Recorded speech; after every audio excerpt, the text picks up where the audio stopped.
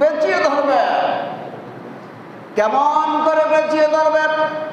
আল্লাহর পয়গম্বর সাইয়্যিদুল আম্বিয়া জনাবে মুহাম্মদুর রাসূলুল্লাহ সাল্লাল্লাহু আলাইহি ওয়াসাল্লাম বলেছেন, উম্মত,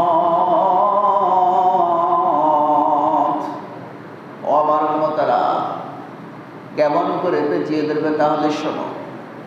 قال النبي صلى الله عليه وسلم من آتاه الله مالا فلم يؤدي زكاته مثل له ماله شجاعا أقرع له زبيبتان يطبقه يوم القيامة يأخذ بلهزمتيه يعني شدقيه يقول أنا مالك أنا كنزك। আমার পয়গম্বর বলেছেন, উম্মত রে, দুনিয়ায় যারা যাকাত দেয় নাই, যাকাত ওয়াজিব হওয়ার পরেও, ফরজ হওয়ার পরেও আদায় করে নাই, কিয়ামতের দিন ওই যাকাতের সম্পদ, ওই মাল বিষাক্ত সাপে পরিণত হয়ে তাকে পেঁচিয়ে ধরবে, আর তার দুই চোয়াল ওই সাপের বিষাক্ত মুখ দিয়ে কামড়ে ধরবে।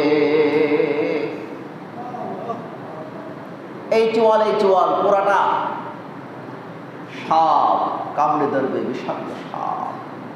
আর কি বলতে থাকবে? ওই সাপ সেদিন সম্পদের মালিককে বলবে, ও সম্পদের মালিক, আমি কে? তুমি তো জানার কথা, আল্লাহর পয়গম্বর তো দুনিয়ার জমিনে আগাম জানিয়ে দিয়েছিলেন, আমি হলাম তোমার সেই সম্পদ,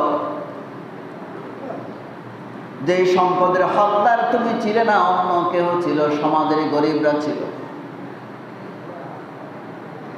যাকাত যে অংশ তোমার উপরে ফরজ ছিল সেটা আদায় করো নাই, না করার কারণে আল্লাহ পাক রব্বুল আলামিন আজকে আমাকে তোমাকে কামড়ানোর জন্য, শাস্তি দেওয়ার জন্য বিষাক্ত সাপে পরিণত করেছেন। আমি আর কেহ নই, আনা মালুকা ওয়া আনা কানজুকা, আমি হলাম তোমার সম্পদ, আমি হলাম তোমার জমানো অর্থকড়ি, স্বর্ণালঙ্কার।